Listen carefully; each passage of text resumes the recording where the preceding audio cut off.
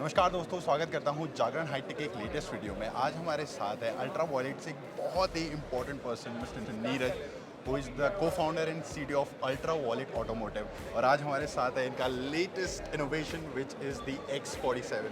So first question I want to ask you, what was the idea behind this product? So when we started working on this, a lot of thoughts were happening about which segment do we tackle, right? And a very normal, traditional fashion to look at segments is, sports motorcycle, adventure, tourer, street, dirt bike. And then we realized in India where riding is very different. You own one motorcycle, it has to do a lot of things. And that is where the idea of a crossover started, and that's what has resulted today in the X-47. So this is not completely a adventure bike. I won't call it a proper street bike. Right. That's why the name, I guess, Yes. crossover. Right. So why you think not many players in our country went into this segment, like the legacy players never thought about it? Lately, Right. there are many Right. innovation Right. in adventure bikes, Right. but now there are boatloads of adventure bikes in the market. Right. So I think here today, if you look at how the industry operates, it's a lot of look to the east or the west. What are the Japanese companies doing? What are the European companies doing? And there's a very strong tendency in the market to sort of try to replicate or simulate what they have been doing in those markets. And very fresh approaches are very rare, and it is by design, by default, because it is not something that is easy to manage or pull off, right? Building something like this means that you can't compromise on so many things, and it's incredibly challenging to ensure that you have both 70% urban riding, and you want a weekend or a soft trail and you want to cover that as well. So it's not an easy problem to solve. You can build purpose-built machines, but to make something that crosses over, it means that very hard trade-offs that you have to manage. And I think that's one of the reasons something like this is very difficult to pull off. And for us also, it's not been easy. But yes, it's happened I finally. can see that. So, what was the most important feedback you got from some of your customers while shipping your new products? So I think the one important feedback was that everyone is looking at it from a different lens, but they want a motorcycle to do it all. Right? One motorcycle. One motorcycle to do it all. to do everything, right? And if they are looking at very purpose-built machines for competition and other kinds of things, that is a very different category. Yes. But the average general consumer, the average general rider and owner of a motorcycle wants for 5 days a week to be able to go to their workplace and back, and even cover longer distances on the weekend and have fun as well. So the feedback that we kept trying to do kept going in 3 different directions, and we were like trying to pull it together and see, is there one commonality in that? And that is where the crossover concept came in. So, I've ridden Ultraviolette bikes. They are fantastic. They are fast. They are agile. I've seen some of your products which might land the next year, like the Tesseract and the Shockwave. Right. वो मुझे लगते हैं कि एक Indian की price range में कहीं ना कहीं आ रहा है, बट अभी तक जितने भी प्रोडक्ट्स हैं हमने देखे हैं, I think you also feel that कि वो एक कॉमन आदमी की रीच से थोड़ा से ऊपर का प्रोडक्ट है. No, so with what we have done with this, so if you remember when we started with the F-77, we started at a 3.8 lakh and a 4.55 lakh range. Right? And as we started to vertically integrate, at that point we had the batteries built in-house, we were still using external motor controllers. We started to make the motor controllers in-house, we controlled the charging now in-house, the vehicle control unit.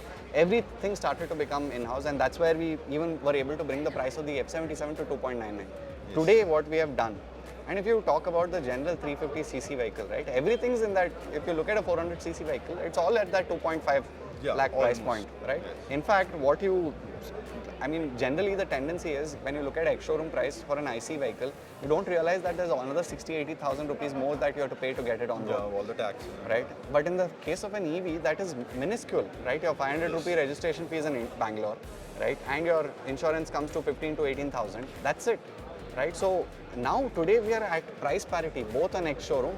On road, we are actually better than IC engines.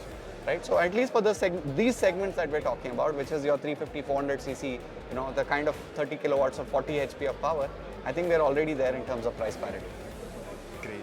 And what do you think about government policies, like how they are shaping the electric environment in India?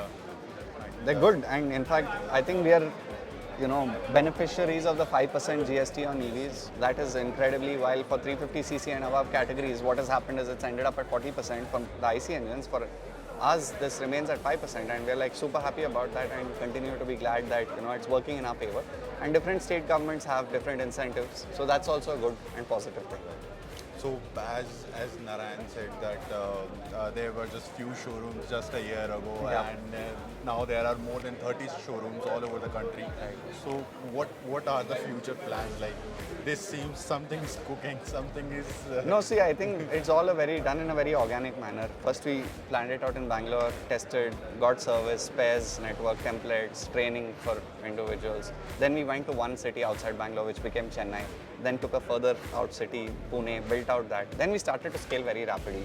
In the last 1 year, now we're at 30 stores, right? And honestly, I see a Ultraviolet showroom. It looks very different compared to every other showroom in the market. Right. Matlab, it asked me to step in the showroom, watch our bikes. It looks very different. I'm glad you said that. It's the same team that works on it. So it's Narayan and the entire design team. Actually, we don't have a separate team for space design and a separate team. It's all the same industrial design team. Several members who worked on vehicle design have also worked on the store design. That's how things are turning out to be really good. Yeah. When all the people who are involved in R&D are doing all the other things. I think. Yeah. So, and maybe in future we will see more products which are close to commuters or something like that. See, we've already announced the Tesseract on the Shockwave, right? But Shockwave is something much meant for a adventure junkie Yes, or something yes, like yes, that. yes. I would not mind going office in that bike. In fact, I've booked myself. Okay. I booked one for myself also. The Shockwave, is it? The Shockwave. Awesome. Okay. And so that's that. I think. No, we do have lots of plans, but one at a time. I think we want to solve things in a a really compelling manner, and so we are excited. Today is the launch of the X-47, and first solve the crossover segments. With the F-77, we're solving another one. With the Tesseract, we're going in a different direction. But everything is a larger plan that we're working towards building an entire portfolio of electric vehicles.